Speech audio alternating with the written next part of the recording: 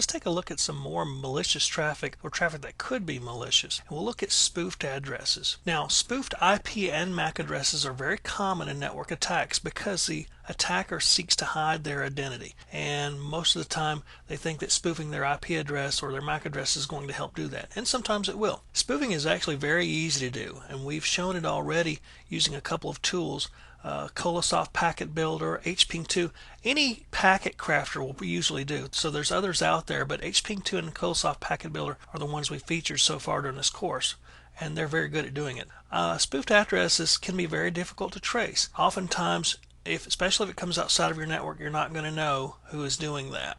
Some ways that you can try to find it is if you can associate the IP address with a possible spoof domain as well. You can use things like NSLOOKUP, Whois, and there's other tools that will trace spoofed domain names and or IP addresses. You can also talk to registrars about certain IP address spaces to see who owns them. In packet captures, what you want to look for is unusual addresses on the network. If there's an address on your network that doesn't belong, then you need to take a look at that. If you have an IP listing, or if you want to go look at your DHCP server and see who the valid clients are on your network, and hopefully as a good network administrator you have a list that matches IP address and MAC address up and host name so that you'll know who belongs on your network and who doesn't. That will help you detect an intruder in a lot of cases. But look for addresses on your network that might be inside in your own address space that don't belong there. Also look for unusual or heavy traffic that comes from a particular host or address. Your average client shouldn't be sending out a bunch of SYN packets or some of the other unusual packets you might see during an attack. So look for heavy traffic also that comes from a network client. It could be a lot of packets, or it could be a lot of packets that span a lot of different ports and protocols that might indicate a scan coming from a particular address, and that address may be spoofed. So that might tell you that there's some traffic going on from a spoofed address. Look for many different unusual addresses sending heavy traffic during a really close time frame. If all of a sudden you've got 10 different IP addresses sending traffic inside your network from the outside, and it's very close time intervals, that's probably coming from one address and it's probably spoofed. It might be using something like HPing2 to randomize its source address. Let's go ahead and take a quick look at some IP spoofing traffic. Okay, we're in our Windows XP box, and what we want to look at is some spoof traffic that's going on. So if we look at our traffic capture, we're going to see a couple of different things.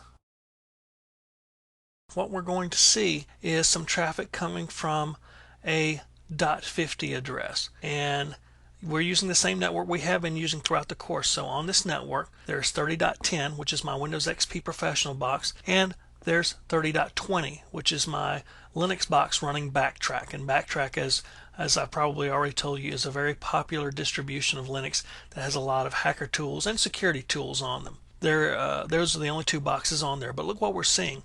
We're seeing traffic that uses our IP address space, 172.16.30, but it's from a .50. So where is that traffic coming from? We don't really know. It could be another box, or it could be one of our boxes that is spoofing another address. In this case, we've got a lot of different traffic coming from. So we're seeing an unusual address for one thing, and we're seeing a lot of weird traffic come from that address. Different SYN packets being sent out. We're seeing a SYN scan. So it's doing a SYN scan on particular ports, and that would indicate to us that since it's a lot of different traffic coming from an unusual address, that's probably a spoofed address, and this could be an attack in progress or a scan in progress. Now, as we go down, we're probably also seeing some other traffic coming across.